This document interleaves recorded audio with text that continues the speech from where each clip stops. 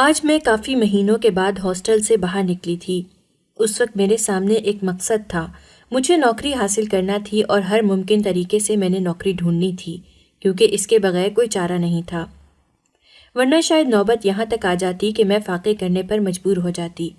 لیکن زندگی کی گاڑی گھسیٹنے کے لیے مجھے نوکری کرنا ہی تھی، اسی لیے آج بہت ہمت کر کے ہاسٹل سے نکل آئی تھی۔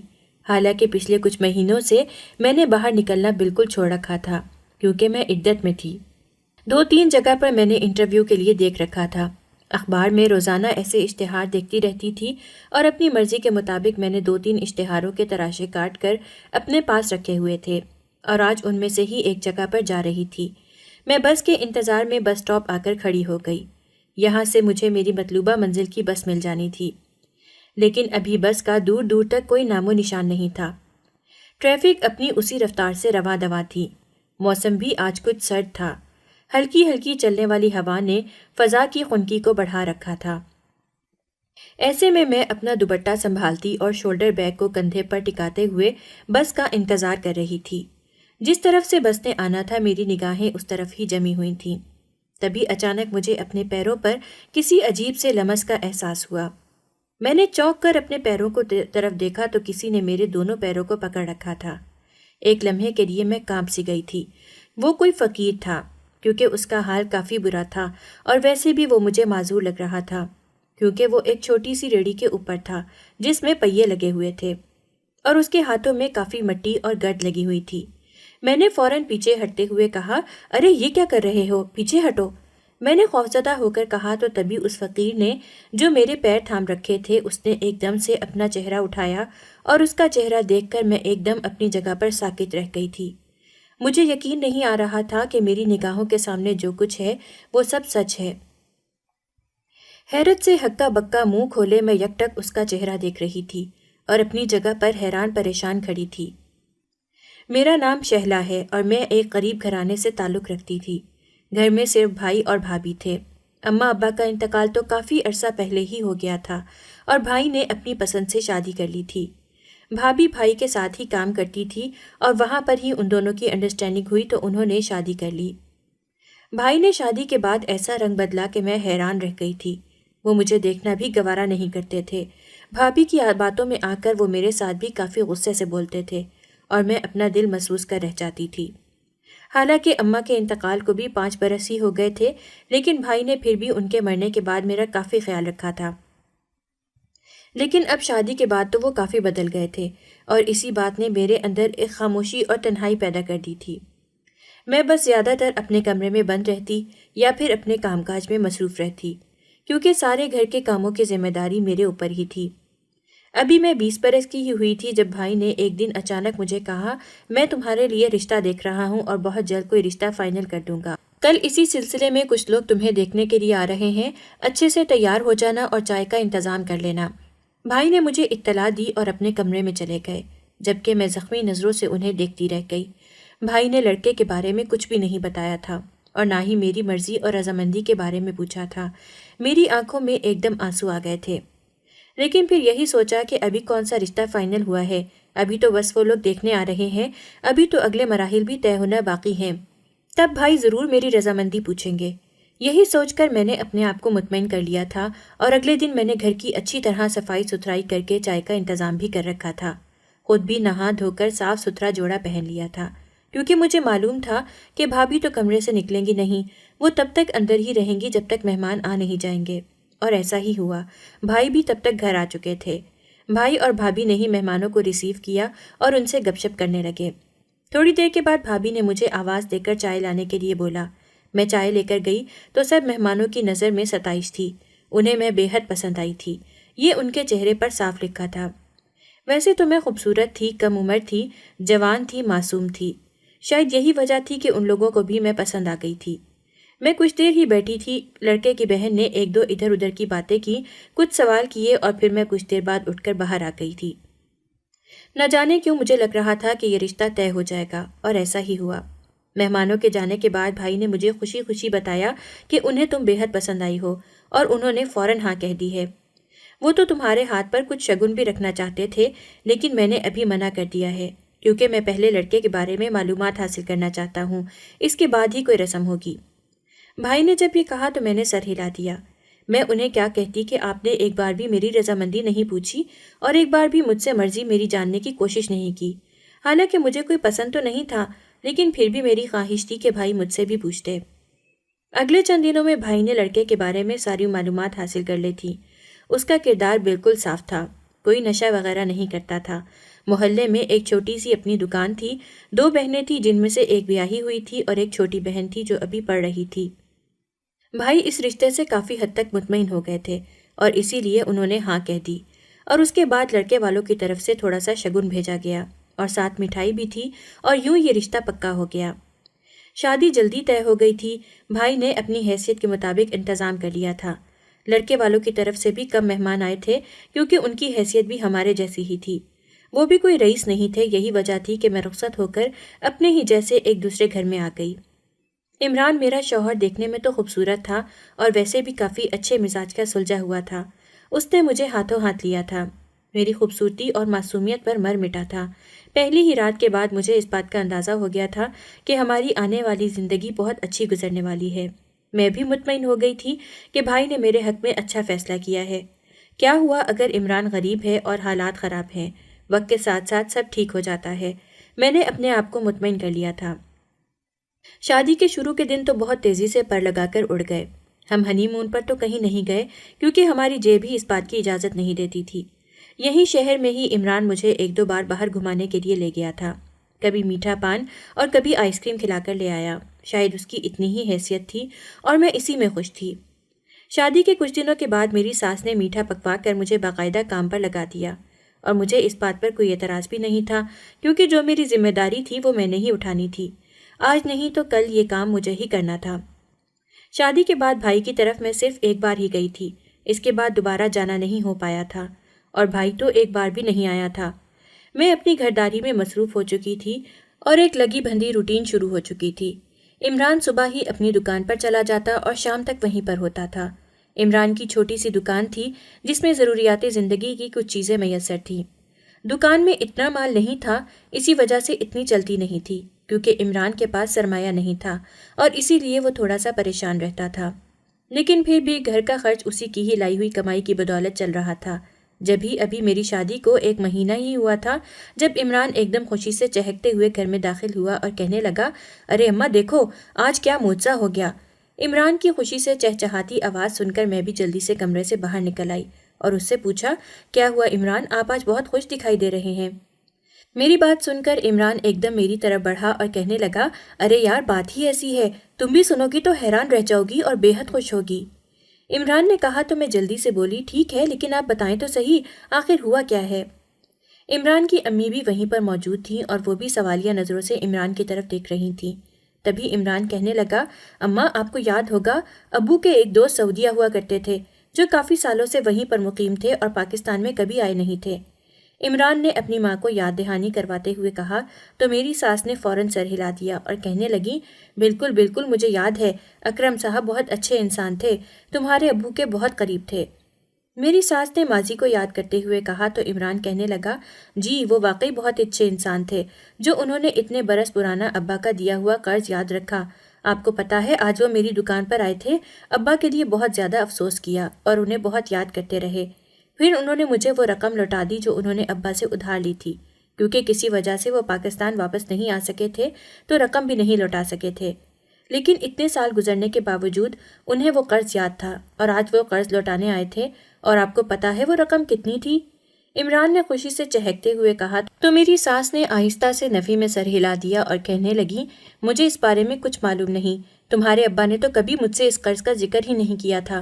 تو عمران کہنے لگا، بالکل، میں تو خود بہت حیران رہ گیا تھا جب انکل کو اپنے سامنے دیکھا تھا، اور جب انہوں نے قرض کی بات کی تو میں بہت زیادہ حیران ہوا تھا۔ وہ قرض کوئی کم نہیں تھا بلکہ 5 لاکھ روپیہ تھا، اور میں یہ سن کر ہی بے حد حیران رہ گیا تھا کہ انکل اتنی آسانی سے مجھے وہ رقم دے گئے۔ عمران نے یہ کہتے ہوئے اپنی جیب سے پیسے نکال کر میری ساس کے آگے رکھ دیے تو وہ بھی حیرت سے دیکھنے لگی اور کہنے لگی، ارے میں تو خود بے حد پریشان ہوں، اور یقیناً بھائی صاحب بہت نیک اور شریف انسان ہیں جو اتنی برس پرانی بات بھی یاد رکھی، لیکن کمال ہے تمہارے بابا نے کبھی میرے سامنے اس چیز کا ذکر نہیں کیا۔ میری ساس نے کہا تو عمران کہنے لگا، خیر ابا نے کسی وجہ سے نہیں کیا ہوگا، لیکن اب یہ رقم میرے بہت کام آ سکتی ہے۔ میں اپنی دکان میں مال ڈلواؤں گا اور مجھے پورا یقین ہے کہ میرا کاروبار چمک اٹھے گا۔ عمران کی آنکھوں میں مستقبل کے حوالے سے ایک خاص چمک ابھر آئی تھی۔ میری ساس نے اسے ڈھیروں دعائیں دیتے ہوئے کہا، بالکل مجھے پورا یقین ہے کہ تم اپنے خواب پانے میں کامیاب ہو جاؤ گے۔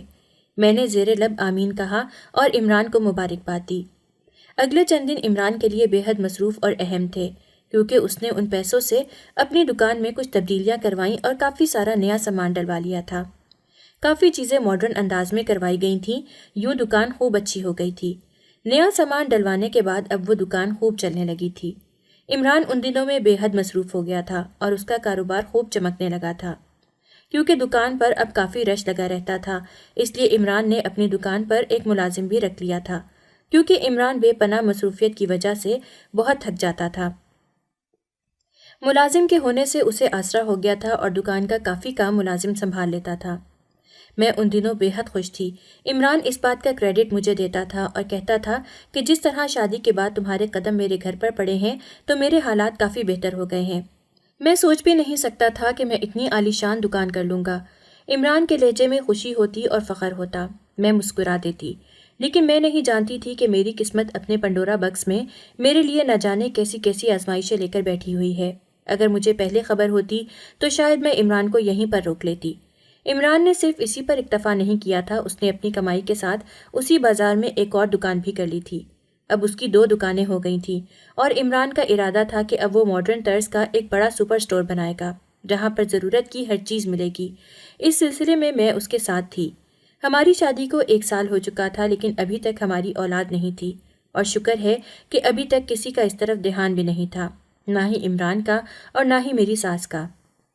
عمران تو کاروبار میں مصروف تھا اور اس کا کاروبار خوب چمک اٹھا تھا، اور اب ہمارے گھر کے حالات پہلے سے بہتر ہو گئے تھے۔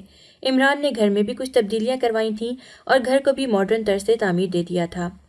گھر میں کافی سہولتوں کا اضافہ ہو چکا تھا اور پہلے کی نسبت اب زندگی کافی آسان لگنے لگی تھی۔ لیکن ان سہولتوں کے ساتھ ساتھ آج کل ایک اور تبدیلی بھی عمران میں نظر آ رہی تھی۔ وہ آج کل اپنا بہت خیال رکھنے لگا تھا، نت نئے لباس پہننے لگا تھا اور اچھی طرح تیار ہو کر دکان پر جانے لگا تھا۔ میں نے پہلے پہل تو نظر انداز کیا، لیکن عمران کے انداز اور رنگ ڈھنگ کچھ بدلے ہوئے تھے اور مجھے اندازہ نہیں تھا کہ ایسا کیوں ہے۔ تبھی ایک دن میں نے عمران سے پوچھ ہی لیا، عمران کیا بات ہے؟ پہلے تو آپ اپنے لباس کا اتنا خیال نہیں رکھتے تھے، لیکن اب تو آپ بہت تیار ہو کر دکان پر جاتے ہیں۔ میری بات سن کر عمران ایک دم چونک پڑا اور کچھ سوچ کر کہنے لگا، وہ دراصل دکان پر طرح طرح کے گاہک آتے ہیں، پھر اپنی پوزیشن اگر اچھی نہ ہو تو وہ عجیب نظروں سے دیکھتے ہیں، اسی لیے میں اب بہتر پوزیشن بنا کر جاتا ہوں، یہ میرے کاروبار کا تقاضا ہے۔ عمران نے ایک کھوکھلی سی وضاحت دی تو میں بھی چپ کر گئی تھی، لیکن دوبارہ اس سے سوال نہیں کیا۔ نہ جانے کیوں میں عمران کی طرف سے ٹھٹک سی گئی تھی، لیکن ابھی تک مجھے اس بات کی کوئی وجہ سمجھ نہیں آ رہی تھی۔ عمران کا ملازم روزانہ دوپہر کو گھر آ کر کھانا لے جایا کرتا تھا۔ عمران اور اس کے ملازم کا کھانا میں پیک کر کے دیا کرتی تھی۔ آج عمران کی امی کسی رشتہ دار کی عیادت کے لیے گئی ہوئی تھی اور میں گھر پر اکیلی تھی۔ تبھی گیٹ کی بیل ہوئی۔ مجھے معلوم تھا کہ ملازم ہی ہوگا، اسی لیے میں نے جلدی سے ٹفن کو پیک کیا اور گیٹ پر چلی آئی۔ ملازم کو ٹفن پکڑانے لگی تو وہ کہنے لگا، مجھے 1 گلاس پانی پلا دے، بہت پیاس لگی ہے۔ میں نے سر ہلا دیا اور پانی کا گلاس لینے کے لیے واپس باورچی خانے کی طرف آئی، لیکن جب پانی لے کر واپس لوٹی تو دیکھا کہ وہ ملازم تو ٹی وی لاؤنج میں کھڑا ہے۔ میں نے ناگواری سے اسے دیکھا اور کہا، شبیر بھائی آپ کو یہاں پر آنے کی ضرورت نہیں تھی، میں دروازے پر ہی پانی لے کر آ رہی تھی۔ جبکہ وہ عجیب سی نظروں سے میری طرف دیکھ کر کہنے لگا، دراصل مجھے پیاس زیادہ لگی تھی نا، اور صبر بھی نہیں ہو رہا تھا، اسی لیے اندر آ گیا۔ اس کا انداز مجھے بڑا عامیانہ سا محسوس ہو رہا تھا۔ نہ جانے کیوں میری چھٹی ہیز ایک دم کھٹک سی گئی تھی۔ میں نے اس سے غصے سے کہا، آپ فوراً میرے گھر سے نکل جائیں ورنہ میں عمران کو شکایت کر دوں گی۔ لیکن اس نے میری بات نہیں سنی اور ایک دم میری طرف بڑھا اور میرا ہاتھ تھام کر کہنے لگا، بے شک آپ عمران سے شکایت کر دیں، لیکن جب سے آپ کو دیکھا ہے قسم اٹھوا لیں، ایک لمحے کے لیے بھی سکون نہیں ہے، ہر وقت آپ کا ہی خیال آتا رہتا ہے۔ اس کی بات سن کر میرا رواں رواں کانپ اٹھا تھا اور میں غصے سے اس کی طرف دیکھ کر بولی، آپ کو شرم آنی چاہیے اس طرح کی باتیں کرتے ہوئے، میں آج ہی عمران سے بات کروں گی اور وہ آپ کو فارغ کر دے گا، نکل جائیں گھر سے۔ میں نے یہ کہتے ہوئے دروازے کی طرف انگلی کی، تبھی وہ ایک دم میری طرف بڑھا اور مجھے اپنے ساتھ لگا لیا۔ اس کے ساتھ لگتے ہی مجھے ایک کرنٹ سا لگا۔ میں نے اپنے آپ کو چھڑانے کی بہت کوشش کی، لیکن اس کی گرفت بہت مضبوط تھی۔ اتنی دیر میں عمران گھر آ گیا اور اس نے یہ منظر دیکھا تو چلا کر پوچھنے لگا، یہ سب کیا ہو رہا ہے؟ عمران نے شک بھری نگاہوں سے باری باری میری اور شبیر کی طرف دیکھا تھا، جبکہ میں ایک دم اپنا آپ چھڑا کر عمران کی طرف بھاگ گئی۔ شبیر نے بھی ایک دم اپنی نظریں جھکا لیں، جبکہ میں نے خوفزدہ لہجے میں عمران سے کہا، عمران یہ کھانا لینے کے لیے آیا تھا، اس نے پانی مانگا تو میں پانی لینے کے لیے جب واپس کچن میں آئی تو یہ میرے پیچھے چلا آیا اور مجھ سے زبردستی کرنے لگا۔ میں نے روتے ہوئے جب عمران سے کہا تو عمران نے شک بھری نگاہوں سے شبیر کی طرف دیکھا۔ آخر یہ ہو کیا رہا ہے؟ شبیر، میں نے تم پر اعتماد کیا اور اپنے گھر بھیجا تو پھر ایسی حرکت تم کیسے کر سکتے ہو؟ جبکہ وہ کہنے لگا، نہیں عمران صاحب، میں نے ایسا کچھ بھی نہیں کیا، یہ غلط بیانی کر رہی ہیں۔ انہوں نے خود مجھے اندر بلایا تھا اور کہنے لگی تھیں کہ مجھے تم سے کچھ بات کرنی ہے۔ یہ آپ کے حوالے سے شک و شبہات کا اظہار کر رہی تھیں، اور ساتھ ہی ساتھ انہوں نے کہا کہ انہیں میں بے حد پسند ہوں اور یہ شروع دن سے ہی مجھے پسند کرتی تھیں، لیکن آپ کے ڈر کی وجہ سے انہوں نے کبھی اس بات کا اظہار نہیں کیا اور آج اسی بات کا اظہار کر رہی تھیں کہ آپ چلے آئے۔ شبیر نے صاف جھوٹ بولتے ہوئے جب یہ کہا تو عمران ایک دم میری طرف مڑا اور غصے سے ایک زوردار تھپڑ میرے منہ پر دے مارا اور کہنے لگا، میں سوچ بھی نہیں سکتا تھا کہ تم اتنی گھٹیا نکلو گی۔ تم میرے ہی گھر میں میرے ہی ملازم کے ساتھ اس طرح رنگ رنگلیاں منا رہی ہو اور پھر بھی اتنی ڈھٹائی سے میرے سامنے کھڑی ہو۔ عمران نے یہ کہتے ہوئے غصے سے مجھے دیکھا، جبکہ میں تو حیرت سے ہکا بکا رہ گئی تھی۔ مجھے یقین نہیں آ رہا تھا کہ شبیر اتنی صفائی سے جھوٹ بولے گا اور عمران اس کی بات کا یقین بھی کر لے گا، جبکہ میں اپنی صفائی میں عمران سے کہتی رہی کہ شبیر غلط کہہ رہا ہے، وہ جو کہہ رہا ہے جھوٹ ہے، لیکن عمران نے شبیر کی بات کا یقین کیا اور میری ایک نہیں سنی۔ اس نے مجھے طلاق دے کر اسی وقت گھر سے باہر نکال دیا۔ میں اس قدر حیران تھی، اس قدر شوق میں تھی کہ مجھے سمجھ نہیں آ رہی تھی کہ میں اپنی صفائی کیسے پیش کروں۔ میں دروازے کے باہر کھڑی تھی، میرے پیروں میں جوتا نہیں تھا اور دوپٹہ کندھے پر ایک طرف جھول رہا تھا۔ مجھے یقین نہیں آ رہا تھا کہ جس گھر میں کچھ دیر پہلے میں ایک شہنشاہیت کی زندگی گزار رہی تھی، اسی گھر میں سے مجھے دھکے مار کر باہر نکال دیا گیا اور ایک جھوٹی اور بے بنیاد بات کو بنیاد بنا کر مجھ پر الزام تراشی کی گئی، بہتان لگایا گیا۔ مجھے سمجھ نہیں آ رہا تھا کہ آخر یہ سب کچھ اتنی اچانک کیسے ہو گیا، کیسے عمران نے شبیر کی بات کا یقین کر لیا، کیسے شبیر نے آج اتنی زیادہ جرت دکھائی، میں سوچ بھی نہیں سکتی تھی۔ میں نے کچھ حواسوں میں آنے کے بعد دروازہ پیٹا اور عمران سے رحم کی فریاد کرنے لگی، لیکن عمران نے نہ تو دروازہ کھولا اور نہ ہی اس نے میری بات سنی۔ اس نے مجھے اپنی زندگی سے باہر نکال دیا تھا۔ اس کے نزدیک اب میری کوئی حیثیت نہیں تھی۔ میں سوچ بھی نہیں سکتی تھی کہ میری زندگی کا یہ شاندار دور اتنی جلدی ختم ہو جائے گا۔ میں کتنی ہی دیر کھڑی وہاں پر عمران کو اپنی سچائی کے بارے میں بتانے کی کوشش کرتی رہی، لیکن اس نے تو جیسے کان لپیٹ لیے تھے اور وہ میری آواز سن ہی نہیں رہا تھا۔ ارد گرد گھروں کے لوگ چھتوں سے جھانک رہے تھے اور کچھ تو گلی میں کھڑے میری بربادی اور بے بسی کا تماشا دیکھ رہے تھے۔ میں نے جب نظر گھما کر دیکھا تو آنکھیں بھر آئیں اور پھر کچھ سوچ کر تھکے تھکے قدموں سے میں بھائی کے گھر کی طرف بڑھ گئی۔ یقین نہیں آ رہا تھا کہ آج لوٹی پوٹی حالت میں دوبارہ اسی گھر واپس جا رہی ہوں جہاں سے بھائی نے کچھ عرصہ پہلے ہی رخصت کیا تھا اور رخصت کرنے کے بعد دوبارہ کبھی خیر خبر بھی نہیں لی تھی، لیکن میرے پاس اس کے علاوہ کوئی ٹھکانہ بھی نہیں تھا، اسی لیے بھائی کے گھر پر چلی آئی۔ بھائی مجھے دیکھ کر ٹھٹک سا گیا، جبکہ بھابھی نے تو باقاعدہ منہ بنا لیا تھا، لیکن جب انہیں سارے حالات کا معلوم ہوا تو کہنے لگے، یقیناً اس میں تمہاری ہی غلطی ہے۔ میں عمران کے بارے میں اچھی طرح سے جانتا ہوں، وہ بہت نیک اور سلجھا ہوا لڑکا ہے، اسی لیے تو میں نے تمہارا ہاتھ اس کے ہاتھ میں سونپا تھا۔ اب جب کہ اس نے تمہیں کسی اور کے ساتھ دیکھ لیا ہے تو وہ کیسے تمہیں اپنے گھر میں رکھتا، کیسے تمہیں اپنی زندگی میں شامل رہنے دیتا؟ اور اگر عمران نے ایسا نہیں کیا تو میں بھی ایسا نہیں کروں گا۔ میرے گھر سے نکل جاؤ، میری چھوٹی سی بچی ہے، میں اس پر تمہارا سایہ بھی نہیں پڑنے دینا چاہتا۔ میں نہیں چاہتا کہ کل کو وہ بھی تمہارے نقش قدم پر چلے، اس لیے تم یہاں سے جا سکتی ہو۔ بھائی نے بھی اپنے گھر کے دروازے میرے اوپر بند کر لیے تھے اور میں سوچ بھی نہیں سکتی تھی کہ بھائی کی طرف سے مجھے یہ سب کچھ سننے کو ملے گا۔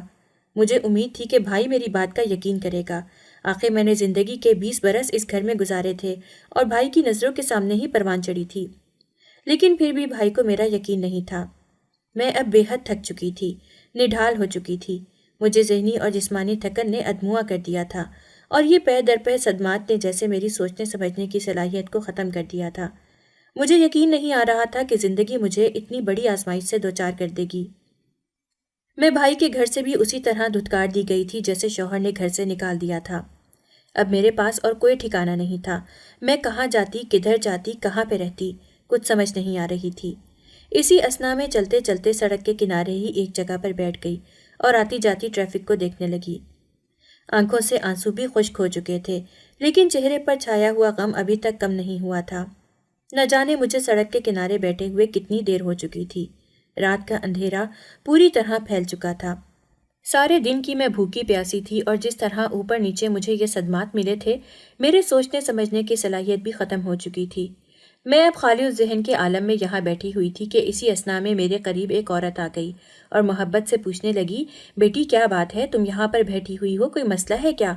ان کی آواز سن کر میں ایک دم چونک اٹھی اور خالی خالی نظروں سے اس عورت کو دیکھنے لگی۔ اس کا چہرہ بڑا مہربان سا تھا اور آواز بھی کافی ہمدردانہ اور مہربان تھی۔ اس کے لہجے میں تشویش تھی۔ تبھی اس نے میرے کندھے پر ہاتھ رکھا اور کہنے لگی، بتاؤ نا کیا بات ہے، شاید میں تمہارے کسی کام آ سکوں۔ اور پھر نہ جانے کیا بات تھی اس انجانی عورت کے لہجے میں، ایسا کیا تھا کہ میرے آنسو ایک دم بہنے لگے، اور میں نے روتے ہوئے اسے اپنے بارے میں سب کچھ بتا دیا، جسے جان کر وہ بے حد افسوس سے بولی، بے شک میں سمجھ سکتی ہوں کہ تمہارے ساتھ یقیناً کوئی بہت بڑا دھوکا ہوا ہے، یقیناً اس کے پیچھے کوئی نہ کوئی اور وجہ ہے، لیکن ابھی تو ہم اس بات کو یہیں پر رہنے دیتے ہیں۔ ابھی میں تمہارے رہنے کا بندوبست کر رہی ہوں، تو میرے ساتھ چلو۔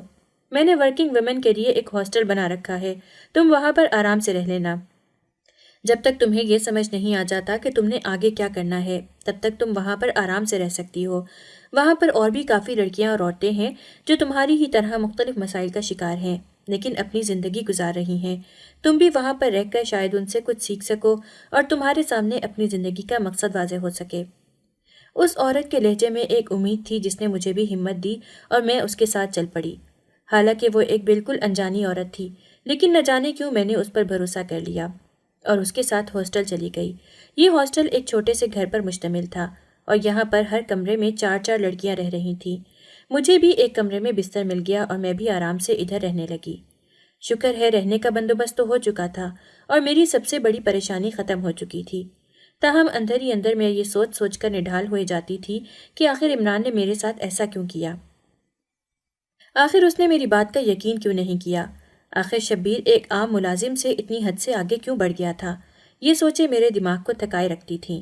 انہی سوچوں اور اس تنہائی نے مجھے اللہ کے قریب کر دیا، اور میں اب 5 وقت کی نماز پڑھنے لگی تھی۔ اللہ سے 5 وقت رو رو کر دعائیں مانگتی تھی کہ وہ ظالم کو اس کے ظلم کا بدلہ ضرور دے۔ جو ظلم اس نے میرے ساتھ کیا وہ میری آنکھوں کے سامنے حقیقت کھول دے۔ وہ میرے شوہر کو مکافات عمل کا شکار کر دے تاکہ اسے میرے ساتھ کی گئی زیادتیوں کا احساس ہو۔ میں بار بار اللہ سے دعا کرتی اور اسی سے مانگتی۔ نتیجتاً میرے دل کو سکون آنے لگ گیا تھا، اور میں یہاں پر اب مطمئن ہو کر رہ رہی تھی۔ یہاں پر مجھے نہ تو کھانے پینے کی پریشانی تھی اور نہ ہی کسی اور بات کی، لیکن میں نے سوچ لیا تھا کہ جیسے ہی میری عدت مکمل ہوگی میں نوکری ڈھونڈوں گی اور نوکری کر کے اپنا خرچ اٹھاؤں گی، اور اس ہاسٹل میں رہنے کے لیے بھی کچھ نہ کچھ رقم ضرور دیا کروں گی، کیونکہ ابھی تک تو مجھ سے انہوں نے کسی بھی رقم کا کوئی تقاضا نہیں کیا تھا، کیونکہ انہیں اچھی طرح معلوم تھا کہ میں بے روزگار ہوں اور عدت میں ہوں اور میرے حالات کیا چل رہے ہیں۔ اسی لیے میں نے سوچ لیا تھا کہ عدت مکمل کرتے ہی نوکری ڈھونڈنے ضرور جانا ہے۔ اسی سلسلے میں مختلف اخبارات میں دیکھتی رہتی تھی اور اپنی تعلیم کے مطابق نوکریوں کے تراشے کاٹ کر اپنے پاس رکھ لیتی۔ جیسے ہی میری عدت مکمل ہوئی تو میں آج پہلے دن گھر سے باہر نکلی تھی۔ اس وقت میرے اوپر گھبراہٹ طاری تھی، لیکن مجھے اپنے لیے ہمت دکھانی تھی، اپنے پیروں پر کھڑا ہونا تھا۔ یہی سوچ کر میں بس اسٹاپ پر آ گئی تھی۔ میں نے اپنی ایک ساتھی لڑکی سے پہلے ہی سارا ایڈریس سمجھ لیا تھا اور اب منزل کی طرف جا رہی تھی۔ بس اسٹاپ پر کھڑے ہوئے ابھی مجھے کچھ ہی دیر گزری تھی، بس تو ابھی نہیں آئی تھی، لیکن اچانک اپنے پیروں پر کسی انجانے لمس کو محسوس کر کے میں چونک پڑی تھی، اور جب گھبرا کر دیکھا تو ایک فقیر میرے پیروں کو چھو رہا تھا۔ مجھے بے حد عجیب لگا۔ میں ڈر کر پیچھے ہٹی اور تبھی جب اس فقیر کے چہرے کے اوپر نگاہ کی تو میری آنکھوں کے سامنے 7 آسمان گھوم پڑے تھے۔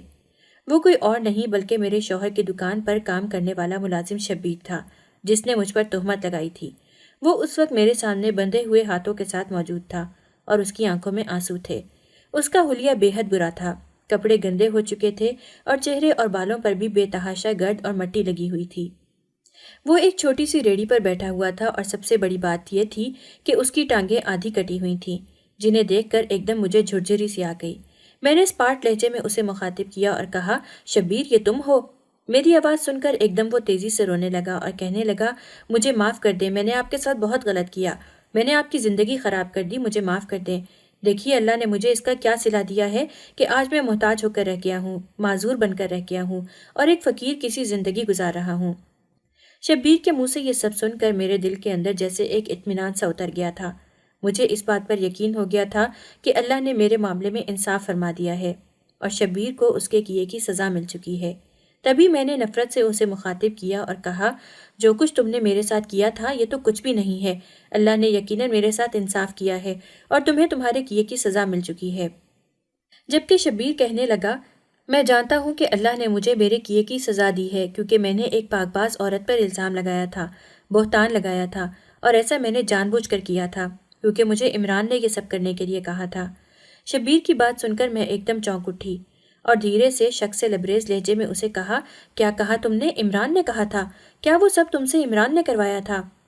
میری بات سن کر شبیر نے فوراً ہاں میں سر ہلایا اور کہنے لگا، بالکل وہ سب عمران کے کہنے پر میں نے کیا تھا۔